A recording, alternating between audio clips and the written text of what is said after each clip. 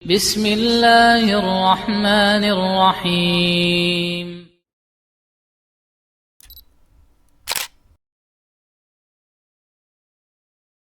Bahwasanya bahayanya fitnah dunia. Fitnah dunia begitu membahayakan kita. Terutama 3 fitnah, yaitu fitnah harta, fitnah jabatan, dan fitnah wanita. Nabi SAW bersabda, "Inna dunya hulwatun khadirah." Sesungguhnya dunia itu manis dan hijau. Wa inna Allaha yastakhlifakum fiha fayanzuru kaifa ta'malun fattaqud dunya wattaqun nisa.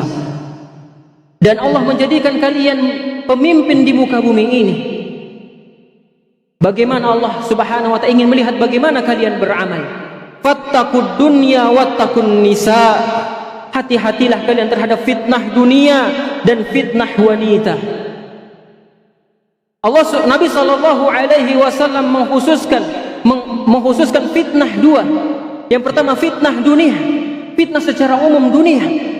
Betapa banyak orang-orang yang tergiur dengan dunia, akhirnya dia meninggalkan salat, meninggalkan agama, rela murtad, rela meninggalkan hijabnya hanya karena untuk dunia yang sedikit.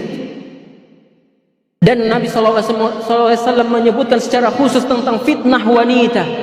Wattaqun nisa, dan takutlah kalian terhadap fitnah wanita.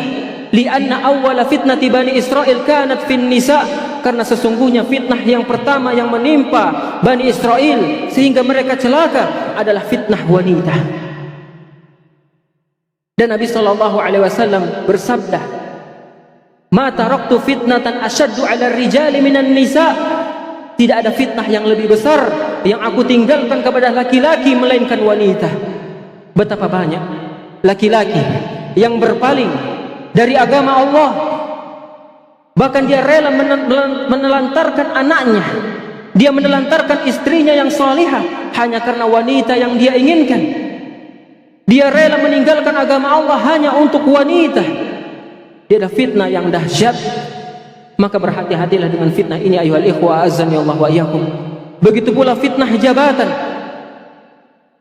Abdullah Al-Qasimi, dia ternyata tergiur dengan jabatan. Dia menginginkan jabatan, ambisi terhadap jabatan terkadang membuat seseorang buta terhadap sesuatu. Nabi SAW bersabda, "Madhibani ja'i'ani ursila ala ghanamin liafsadatha." Tidaklah 2 serigala dilepas di kandang kambing lebih ringan kerusakannya dibandingkan ambisi manusia terhadap dunia, ambisi manusia terhadap jabatan. Sehingga dengan jabatan terkadang seseorang menghalalkan segala cara. Dia curang, dia menipu, dia menyogok hanya untuk jabatan yang sementara 5 tahun, 10 tahun. Dia rela menukar jabatan itu dengan neraka Allah Subhanahu wa ta'ala. Lihatlah para salaf dahulu. Mereka ketika datang dunia kepada mereka mengatakan inna lillahi wa inna ilaihi raji'un. Sebuah kalimat yang kita ucapkan ketika kita mendapatkan musibah. Diucapkan para ulama salaf kita. Abdullah ibn Hudzafah As-Sahmi radhiyallahu anhu adalah seorang sahabat yang Masya Allah, dia diangkat menjadi gubernur di kota Hamas oleh Umar bin Khattab ketika kekhalifahan beliau. Kemudian Umar bin Khattab setiap bulan memanggil orang-orang miskin ke Madinah agar orang-orang miskin mengambil santunan dan harta-harta zakat. Kemudian orang-orang dari Himas pun datang membawa list nama orang-orang miskin. Didapati dalam nama orang-orang miskin tersebut ada nama Abdullah bin Hudzafah As-Sahmi, gubernur Al-Himas, termasuk orang-orang miskin. Umar bin Khattab pun bertanya, "Abdullah bin Hudzafah As-Sahmi miskin? Apakah Abdullah bin Hudzafah As-Sahmi miskin? Gubernur kalian miskin?"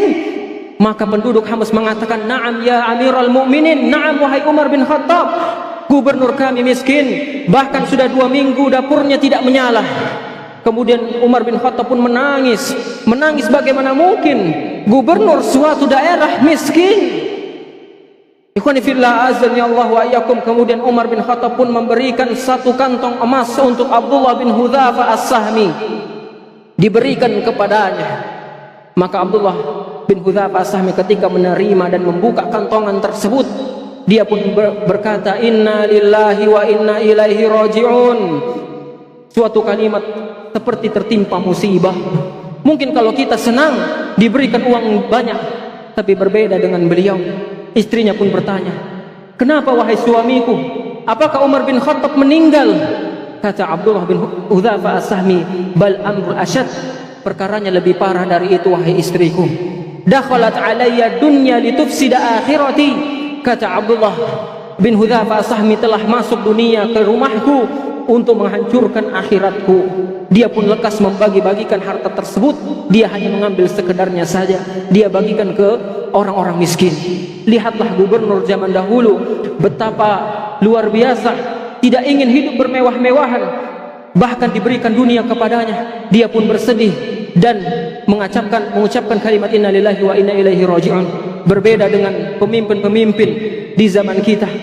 Bahkan ambisi memimpin dunia, memimpin negara, memimpin suatu daerah, ambisinya adalah dunia, bukan dalam rangka memakmurkan masyarakat dan orang-orang di sekitarnya.